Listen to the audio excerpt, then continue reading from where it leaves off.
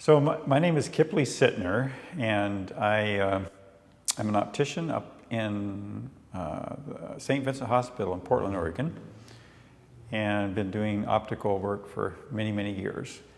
As far as my artwork goes, I had just spent about 4 years in China teaching English. It was at a place in Taipei, Taiwan.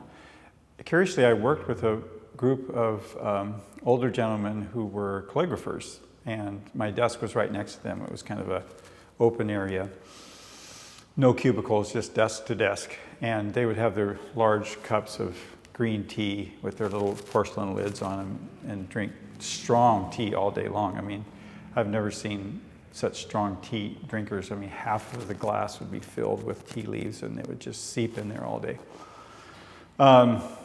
And I just observed them, just directly and indirectly for hours. And it was so unique, their style of, using the maobi, which is the horse hair brush that the Chinese call the maobi. And they would just sit in front of the page, the blank page, and ponder and think. And then when they were ready, they would dip the maobi into the inkwell and start in. And when they started, it was like one event, unbroken. They never, retouched or went back or stopped. It was like in one breath, they got the piece of calligraphy art out on the page. And I was just so fascinated by that, but then later realized that they were doing something that the Chinese call qi, which is, breath or creation and breath or creative expression. When I came back from China and Taiwan, I had a lot of time on my hands, especially at night. And so I just started in, painting. And I had read a book by Betty Edwards called Drawing on the Right Side of the Brain. And, one of the things that I learned from that is to try unconventional ways to kind of bring out the artist in you. And one of her ideas was to paint something upside down. So for years, I did portraits and different things, and I would paint the whole painting upside down from the top of the head to the bottom. And I wouldn't really see the painting until I turned it around, but that was on purpose because you wanted to disengage your mind from symbols. So you didn't want to draw an eye that your right brain was thinking, oh, this is what an eye should look like. Instead, you were forced to interpret the shapes and the space, and that was really helpful for me. And so then I carried it a step further. I'm very right-handed, and I knew that the right brain, the creative side, controls the left hand. So I switched to everything left-handed. So I was drawing upside down with a hand that I had never used for anything my whole life, but yet, curiously, it did the trick and, kind of busted me out of preformed symbols and cliches of ideas. To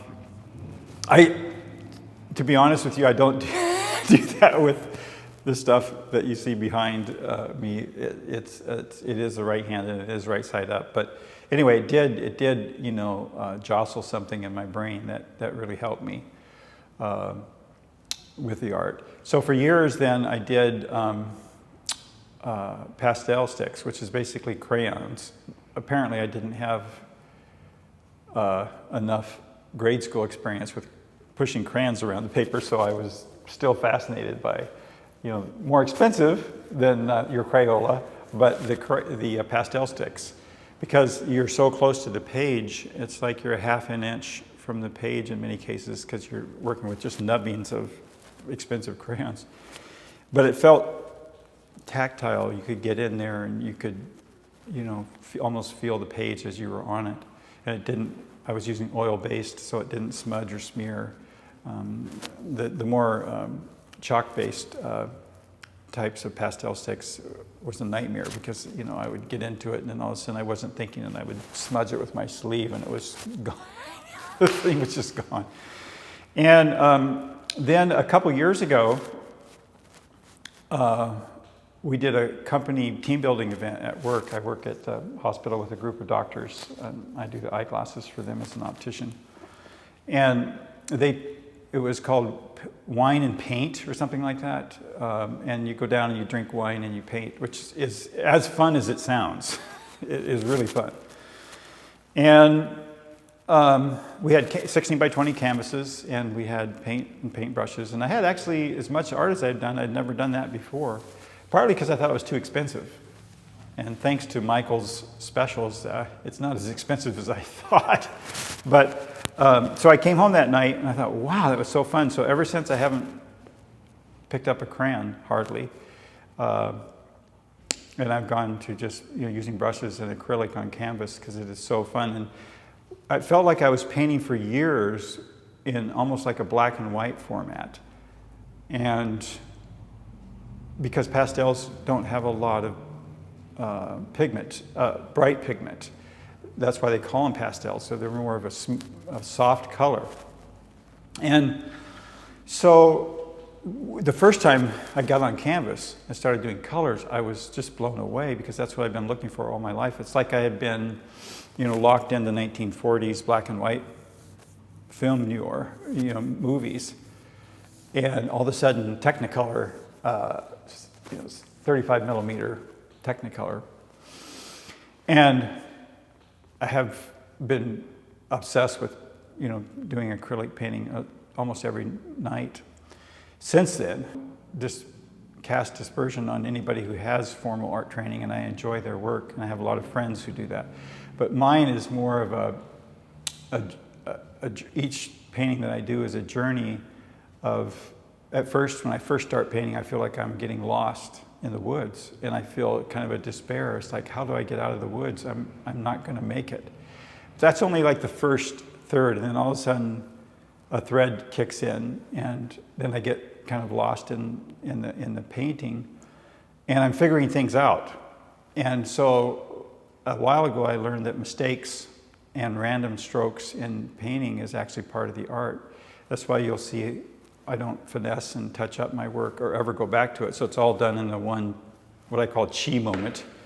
Sounds kind of weird, but that's what it is for me. And then, I just kind of snap out of it about 2 or 3 hours later, and there it is. But I like the mistakes. I like the random strokes. I like the sloppiness. I like just throwing it on there. So that's just my style. But I really love people who finesse too. But it's just not my cup of tea. So you could title most all my stuff midnight paintings because I work a lot of hours at the hospital. And so, but even back when we had 3 kids at the house, and there was no way I could paint until the kids were in bed and everything was settled down. And then I'd trot downstairs, and it was always finishing up at 2 or 3 in the morning. And I did that sometimes 2 or 3 nights in a row, but now I can only do that a couple nights a week. But even now, I've gotten it locked in. I can't break out of it.